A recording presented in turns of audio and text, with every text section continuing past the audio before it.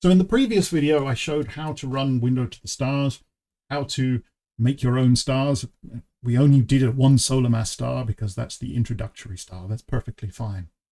However, in reality, there are multiple stars. So what we're going to do now is have a look at and see how we can do stars of, say, 1 plus 10 solar mass plus 20 solar mass all in one go.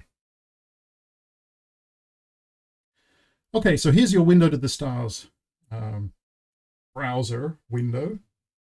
Let's make that a little bigger because we're going to need the space today. Now you see here I've got all the output. That's from my previous one solar mass model. And you see here I've got a graph which plots the one solar mass Hertzsprung-Russell diagram up to helium ignition and a little bit later. Now let's say you want to overlay this with a 10 solar mass star. We use this thing up here called the layers. You click on layers, you can see here we've got the first layer, which is running in whatever directory Window to the Stars was running. That's a directory in your home directory. And it's called a layer because you can have different layers on top of each other, each of which has a different mass of star. Now I'm going to say I want a new layer. Okay, but I want to use all the same settings as the previous layer. So I can either click new layer here, which will give me the defaults, or I can right click on this layer. I can say let's duplicate. So I've done that. Now the problem here is that this new layer is running in the same directory as the old layer, and that's a bad thing to do because it will overwrite all its data. So let's say we're going to make this a 10 solar mass star. What I'm going to do here is type in 10, double click on the directory column and type in 10. That's good. And I'll give it a name, which is m equals 10. It's just a label that I can use. We can label the old one as well to m equals 1, just so we know to differentiate. But now you see it's highlighted in red. Why is it in red? Because this directory that I've just set it to doesn't exist yet. So let's right click on that and go to make directory 10. And now you see it's not labeled in red. So that's ready to go. But the interface here, you see that's still a one solar mass star. We don't want that. So how do we change that? Well, we change the main interface window here. We click on that. Now we've changed it, but of course it was a duplicate, so it's still set to 1. Let's change that. Click on the mass, change it to 10. And now you see if I switch the main window that's showing from the first one, the m equals 1, well that says 1 here. I go back to 10, it says 10 here. Great.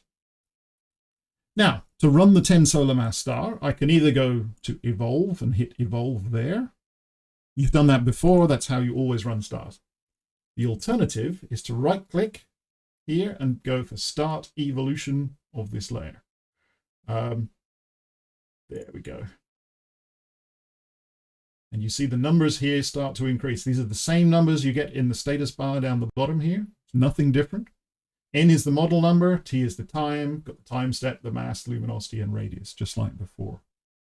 And you see with time, star is getting more bright, bigger, and a bit less massive, because a 10 solar mass star has quite a strong wind. So that's how we make a 10 solar mass star. Now, what do we see if we look at the Hertzsprung-Russell diagram? Now we have 2 stars. Why? Because we have 2 layers. We have a 1 solar mass star down here and a 10 solar mass star up here. And it's much brighter. You can see that. Up to 10 to the 4, which is 10,000 solar luminosities. How do you know which is which? That's why we have the start label. We click on that and then go to mass. And you see this one here labeled as 1. This one here is labeled at 10. And so on.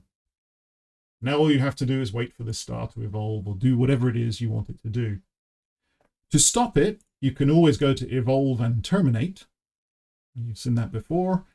Or what you can do is you can go back to your layers window and you can go to terminate evolution of either this layer or all layers. Let's try all layers because we've only got 2 and only one's running. So then it stops.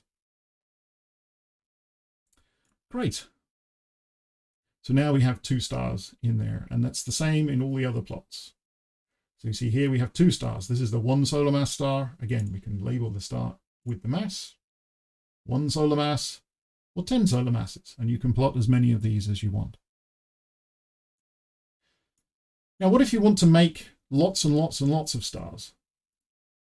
You can always choose a stellar grid. This is a grid of stars between some lower and some upper limit. So we choose add variable to grid, and you've got different variables to choose from. And these are all the options that you have in your options tab. I'm going to start with mass because mass is obvious. We want a range of masses, say between, I don't know, 1 and 10 solar masses. Let's say we want 10 of them linearly spaced. That's all fine. You can have logarithmically spaced should you wish.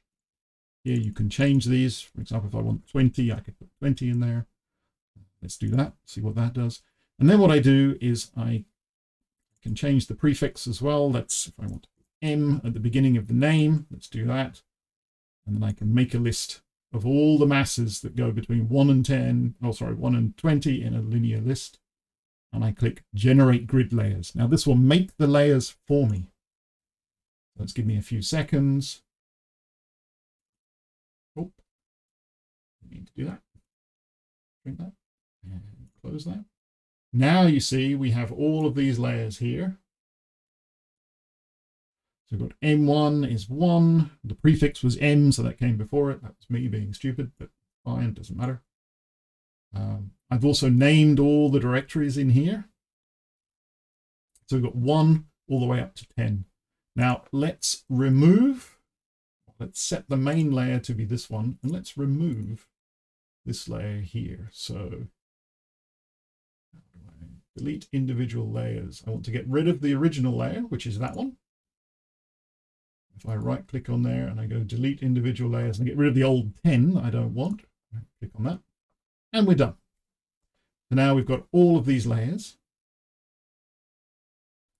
And I can right click on there and I can go to start evolution of all layers. Now this is going to be slow because I've only got 4 cores on here, but we'll see how it does. It's a Raspberry Pi. They're pretty tough these days. Start evolution of all layers. Will it do something? Oh, here we go. You can see it starting to fill up and they are evolving. Each of them is evolving. I don't think I've ever run this many before, so this is quite exciting. There we go. There's all of our stars, all of them running from 1 to 10 solar masses. Now, what does our Hertzsprung-Russell diagram look like? This will take a while to plot. Bit of fun for us. There we go. There's our Hertzsprung-Russell diagram for stars between 1 and 20 solar, what was it, 1 and 10 solar masses. How amazing is that? We can set start label just like before. You can see the different start label masses. So 1.49 here, 1.99, and so on, all the way up to 10. And you'll see these go from left to right as the stars evolve. Now they're evolving pretty slowly because I've got so many of them all running at once. But they are going, which is, you know, quite incredible. And yeah, even a Raspberry Pi, I mean, doing an amazing job to get through these. So that's how you use the multiple layers, and now each plot will have all of them listed on it. I can turn some of them off. So if I go through here and I click the on-off column, see, I'm choosing every other one.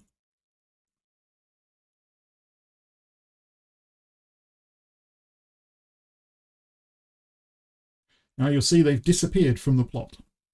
They are still running, they're still going. It's just that that on-off button means that those are no longer shown in the plot, which is it. That enables you to limit the amount of data that is shown, which should speed things up should you require it to, or should you only want to see some of them. It's great fun. Now, sometimes you want to pause this so you can edit the columns. You can always click pause updates, and then it will stop updating all these numbers. That doesn't mean they've stopped evolving. It just means that it stopped updating in here, because sometimes you click it, it updates it, and it removes where you've clicked it. So that's very useful, for example, if you want to change some of these things, like the directory names, while they're running, which you shouldn't do, but it gives you the power. Let's click pause updates again. Take a few seconds for it to catch up. But that's the layer tool. And as you can see, some of the stars are zooming right off over here and becoming red giants already. I plot the radii on there.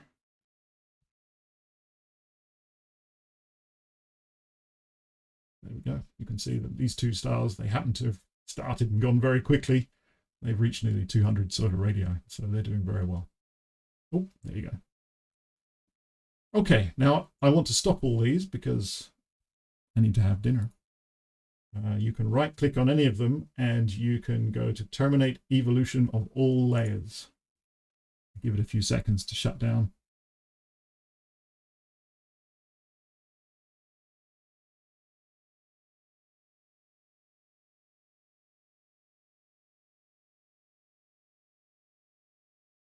And there we go.